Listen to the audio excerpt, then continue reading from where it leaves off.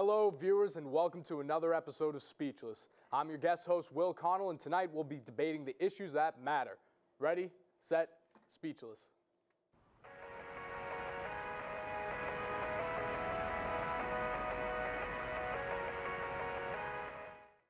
First off, let's meet this week's debaters.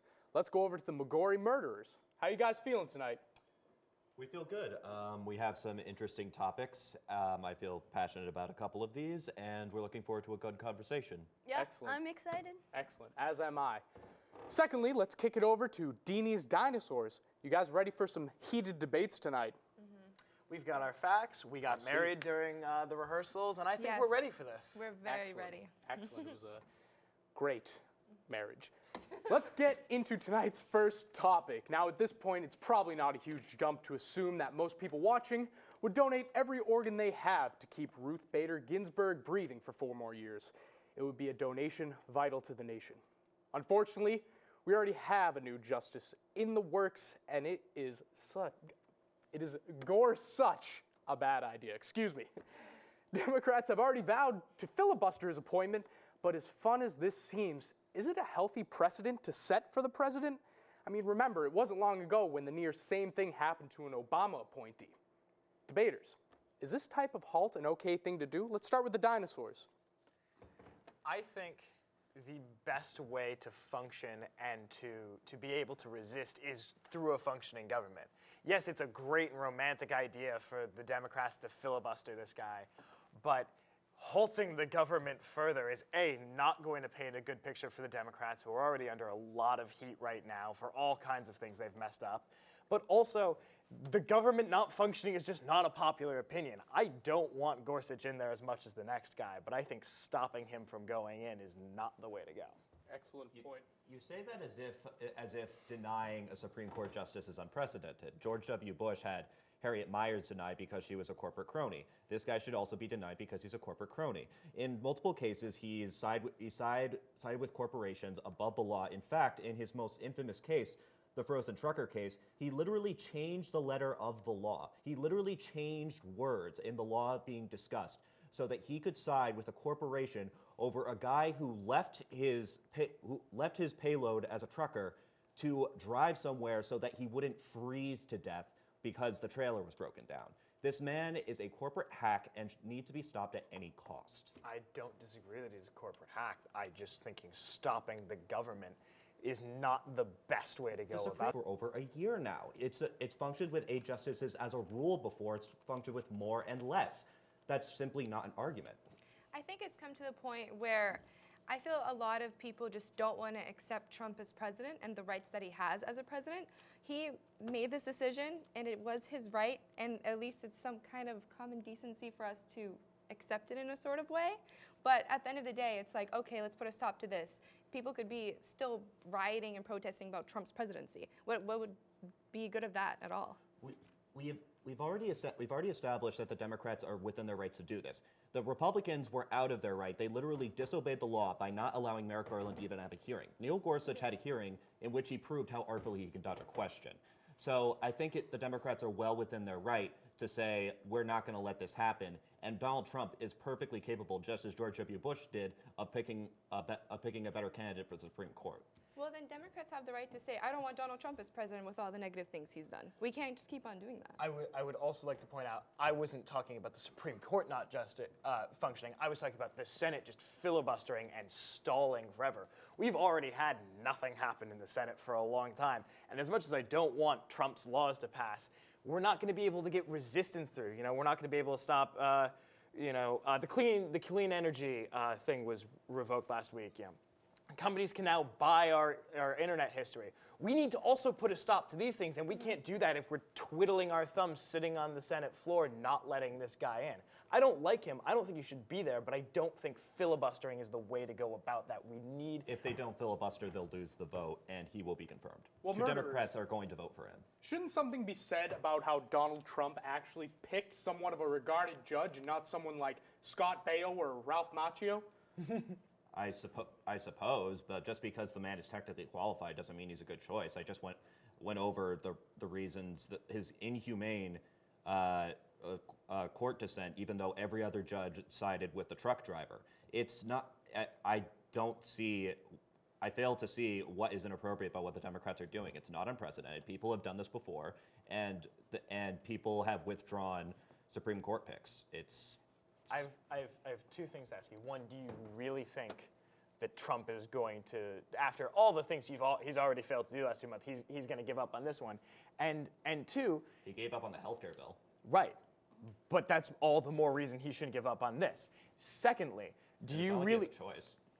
Secondly, I want to know, do you think so lowly of all other 8 justices that if this guy is so inhumane, which I don't disagree with, but this guy is so inhumane that if in the past other justices have disagreed with him, do you think this guy is really going to change everything suddenly? Well, he's going to change the balance of the court. The court is balanced 4-4 as of this moment, right. And it's massively pro-corporate on the right-wing side. And Neil Gorsuch is, at least in my estimation, is even more pro-corporate than Justice Scalia was. So, in my estimation, this court would be even worse in regard to pandering to corporations over people. We'll also lose years of progress because he's so conservative that, like, the Supreme Court will become more conservative. Scalia was one of the most conservative judges we've had in history. And the other thing is, your estimations are great, but at the end of the day, they're just another 21-year-old's estimations. That is true, and just as a side note, I've never heard so many G's or gollies from a hearing other than when Neil Gorsuch was being heard. Now, no one knows judges like, well, other judges, so let's please welcome our judges, Sam Mangino, Amelia Chinin, and Juliana Laverdiere. Judges? Hi. Hello. Thanks so much for having us. So I think there was one side for me that absolutely had the strongest opinion. They had historical facts. They were very informed on current events. That's why I have to go with the McGorry Murderers. Yeah, I think I'm also going to have to go with the McGorry Murderers just because they supported their arguments really, really well in this case. I would have to agree. I liked the extensive research done behind the McGorry Murderers, so McGorry Murderers. Yeah, myself, I had it all tied up, 6 points each, but I'd probably give the edge to the Murderers. Great debate, guys. Well, looks like the Dinosaurs, you're guilty of not winning, unfortunately. But congratulations, Murderers. Never thought I'd be saying that. You've officially gotten more done than the Senate has in the past 20 years, so great work. Now we're heading to commercial, so don't leave.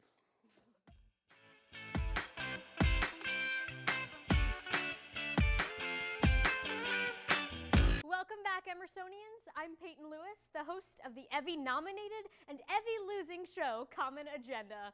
Last season, we may have had a midlife crisis, but this summer we really found ourselves. After some deep soul-searching and some long nights mourning our defeat, we're back here for another season of the saltiest content and shenanigans on the Emerson Channel. This season, we'll dive deep into Emerson's favorite subcultures, film bros, hipsters, and other white boys with brown hair. Turn us on Monday evenings at 8:30 on the Emerson Channel.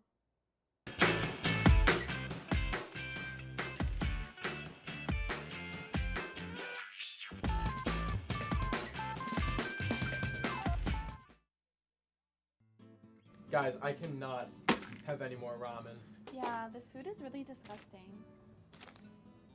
These are herbal cough drops. Well, they're better than nothing. I have some fruit if you guys want. Those are Skittles. Just trying my best. Well, maybe we can just go to the DH? What? Oh my god, that stuff is prison food. Well, do you have any other ideas? Well, I'm like starving, so like we have to do something. Did someone say something? Hi kids, Kitchen Man here. Do you know you can tune into Emerson Channel College Kitchen for great dorm-friendly, budget-friendly recipes? Okay, but like what if I need to go out to brunch with my girls? Try Taste of Boston, where we profile great local restaurants in the Boston area. What if I only want to eat competitive chef's food? Tune in to Sliced, our brand new competitive cooking show. I want to watch College Kitchen. But wait! We are College Kitchen!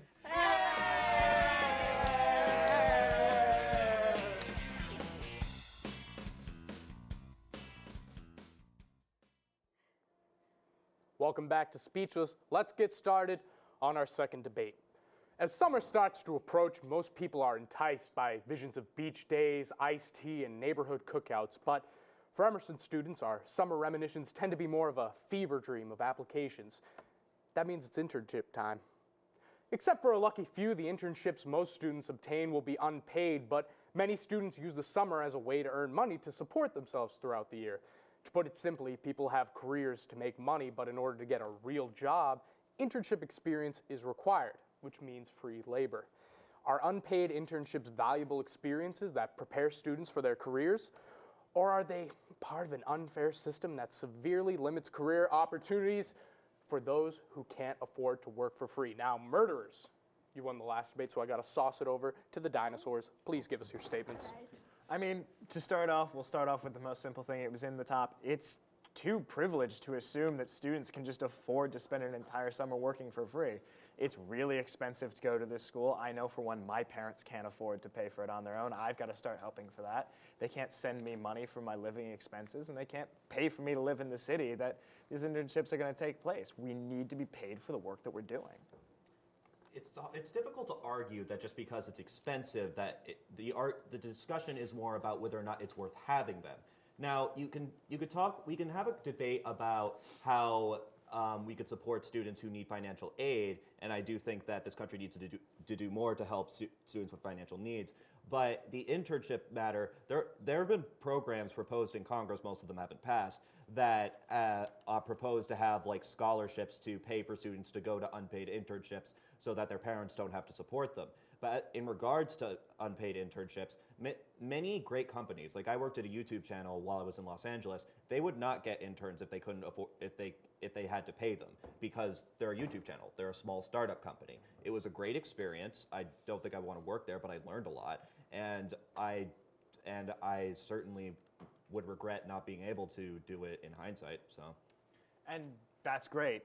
But first thing, those bills haven't passed through Congress, and second, not everyone can afford to do that. Mm-hmm. At the end of the day, just not everyone can afford to not be paid. Yeah, for example, our careers, we need internships in order to get to the job of our dreams. And this summer, I'm going to be doing 2 unpaid internships, but I need to obviously make money on the side, so I'm going to be working 30 hours in both companies while trying to make at least 10 hours at Hollister, where I work all the time.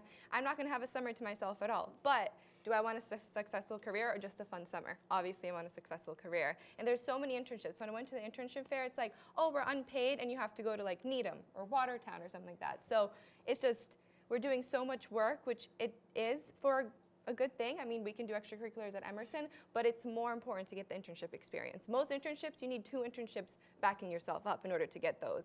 And those internships are going to let you get to the career you want to be in. So you agree that it's a valuable experience then?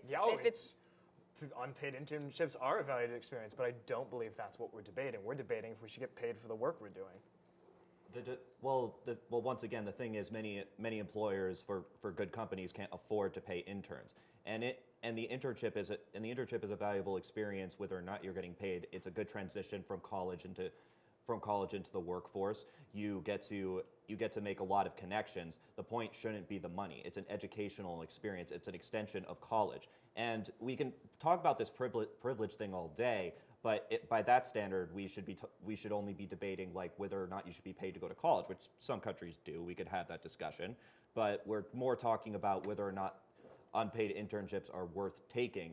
And yes, it's harder for some people than others, and we can try to support those people through legislation. But it's too valuable of an experience to reject outright just because it's not paid. Well, you can gain all the needed experience from just doing extracurriculars at Emerson College. You could gain all the connections you need. All the experience. You brought up experience, not connections. No, I did bring up connections.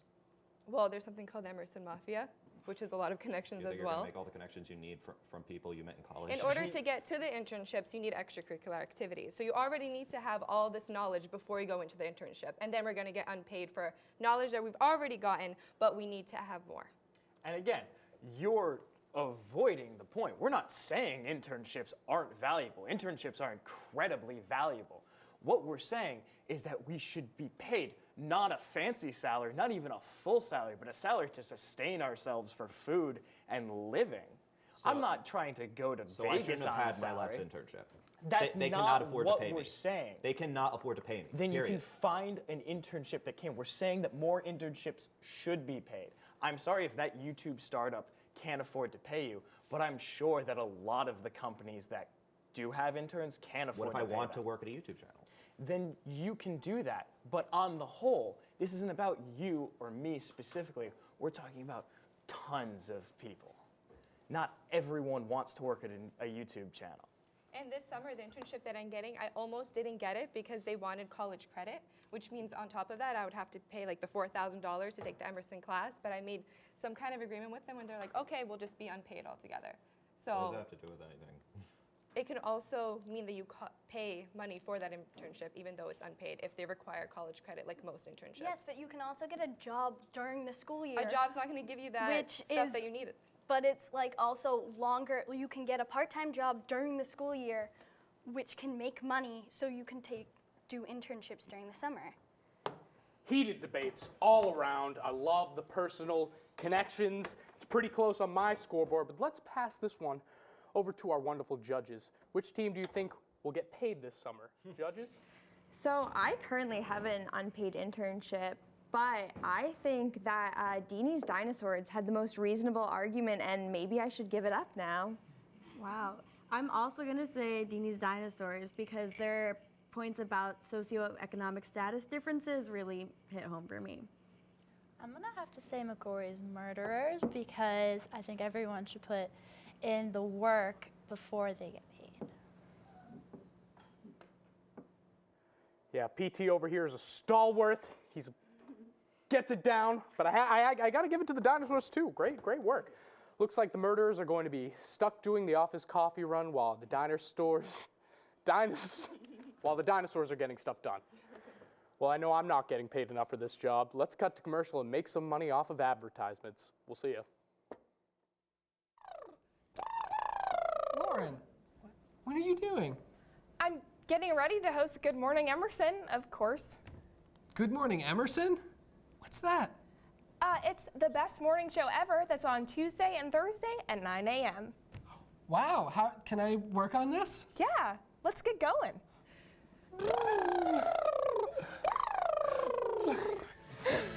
Red leather, yellow leather, red leather.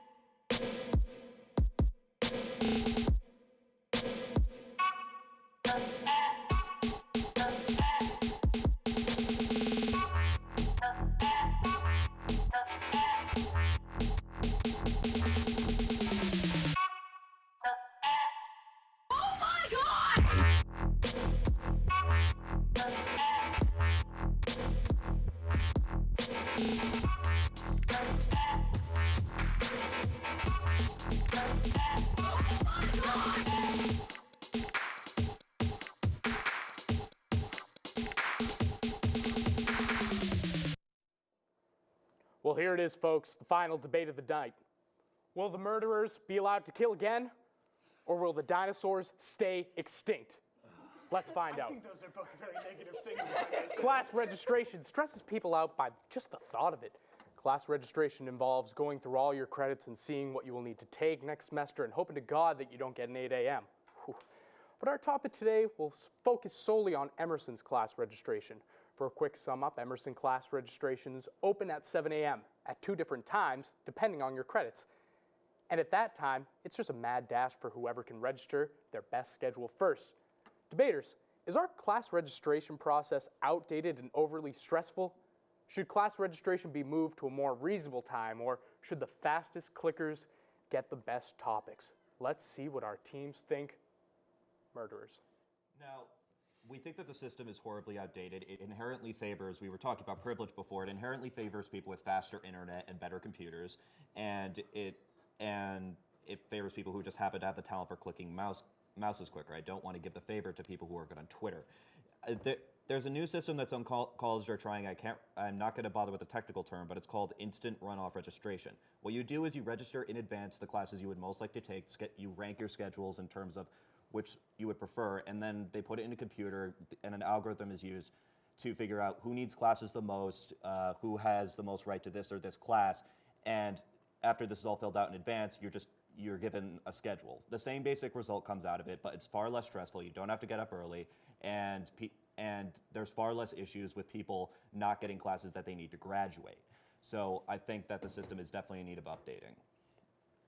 I mean, you know, in response to the computers and the internet, I mean, I know at Emerson everyone's got that struggle with the great Emerson Wi-Fi, but you can easily go to one of the several computer stations throughout our campus and sit there and register.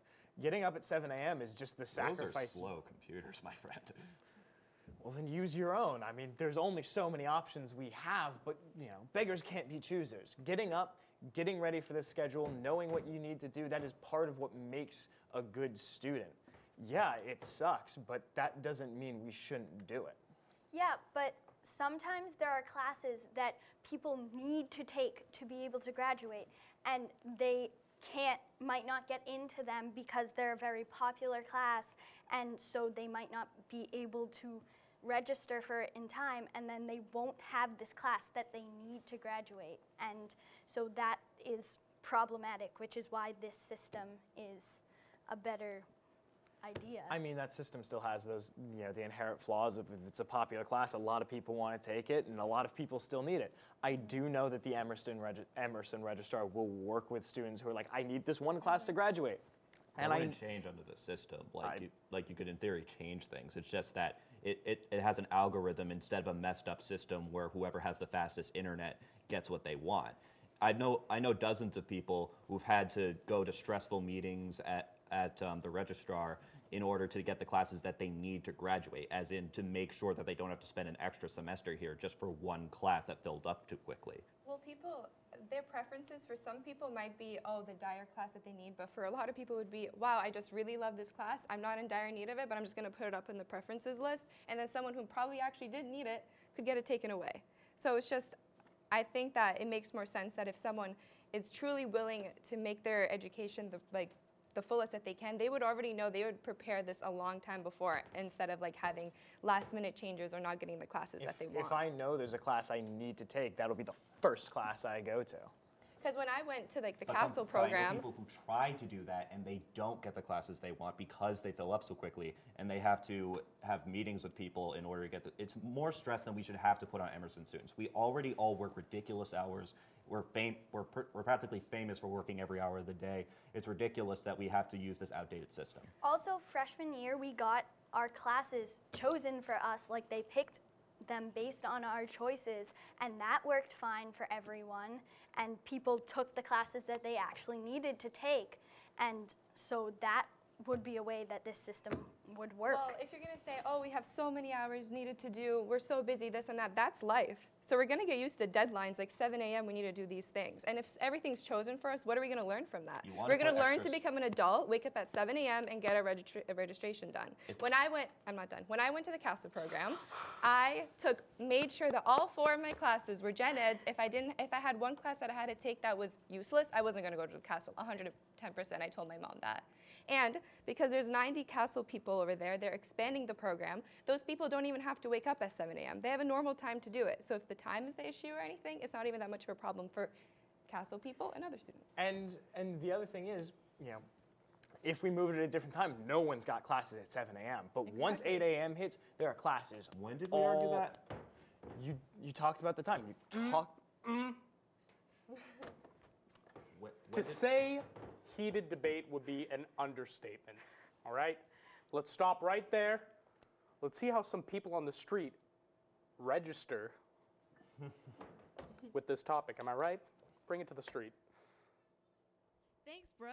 Hi, I'm Reagan Harris, here in the Little Building to ask Emerson students if they think that the registration process is fair. We have a lot of ground to cover, so let's get started. So, I just wanted to ask you guys, do you think that the class registration process is fair? I think it's pretty fair because if you're an upperclassman, you get first chance to get the classes you want. Yeah, I think so. I mean, I'm pretty sure it's based on seniority. So based on that, I think seniors and older people with more credits should be able to sign up first. No, I don't find the registration process to be fair.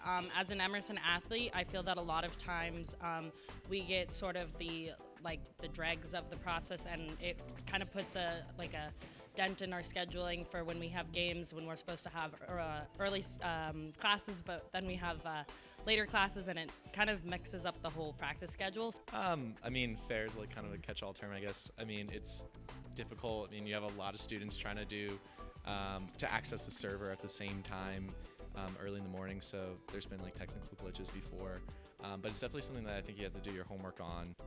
I don't know any other way they would do it. I couldn't think of another way to do it besides like a wheel that randomly picks people. That's how I would do it. It's also hard. I know for me, like, when I was an underclassman, I would never get into the sections that I wanted because a lot of them fill up super quickly.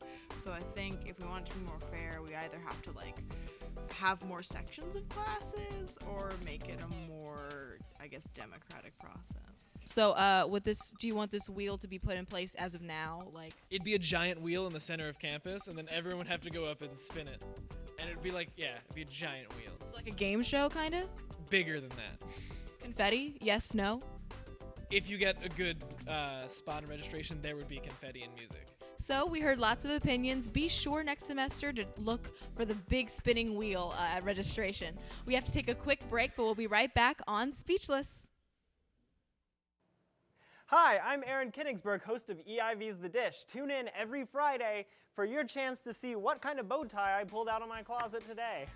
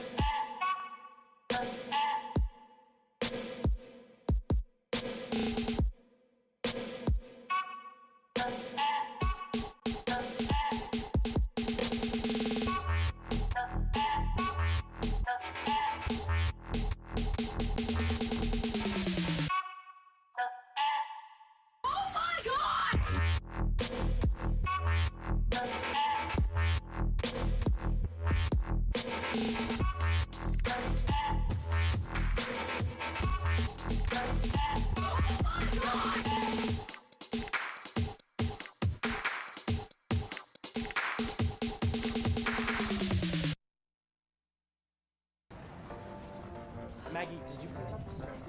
No, that was your job. Maggie, oh my god, I do it every week. No, I told you this is the one but we week I talked didn't about want this. responsibility.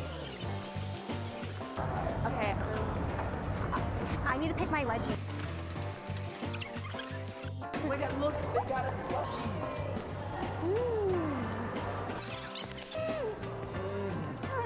Brain freeze.